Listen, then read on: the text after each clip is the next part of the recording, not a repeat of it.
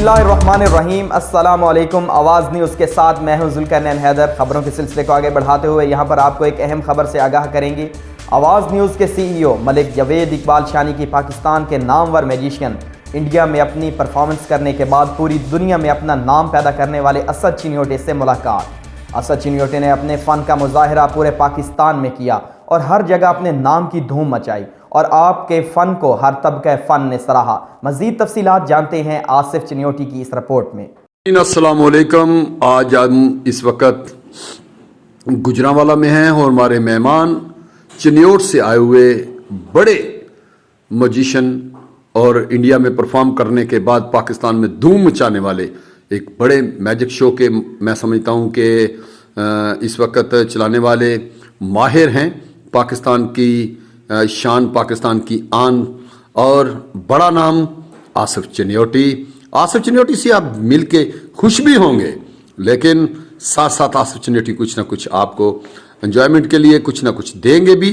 अस्सलाम वालेकुम आसिफ जी। वालेकुम अस्सलाम। क्या हाल चाल है आपका? जी अल्लाह का शुक्र। कैसे हैं? अल्हम्दुलिल्लाह जी। चिन्योट से गुजरांवाला का सफर कैसा लगा?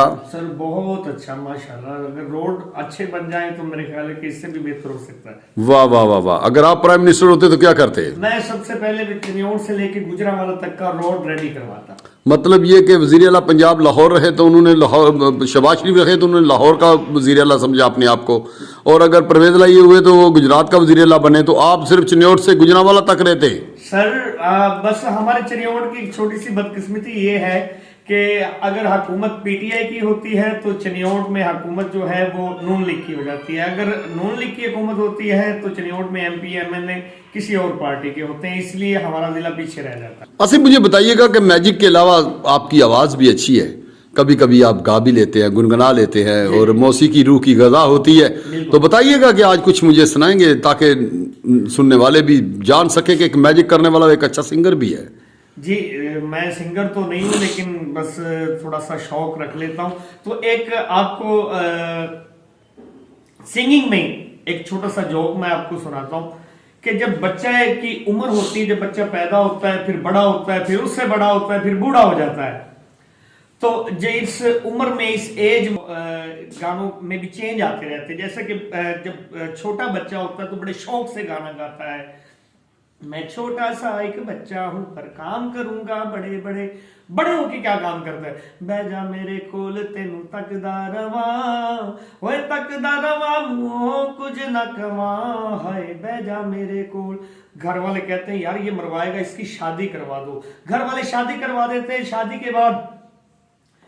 के बाद गाने गाता है। अल्लाह पाक जब 2-4 बच्चे दे देता है, जो चीज घर ला के रखे अपनी वाइफ के लिए, बच्चों की नजर पड़ती है और बच्चे खा जाते हैं। पीछे से क्या गाना गाता है? जा अपनी हसरतों पे आंसू बहा के सो जा अपनी हसरतों पे। जब इंसान बूढ़ा हो जाता है फिर क्या कहता है? कमली वाले मदीने बुला। वाह वाह वाह। आसिफ आपका बहुत शुक्रिया, आपने कीमती टाइम दिया।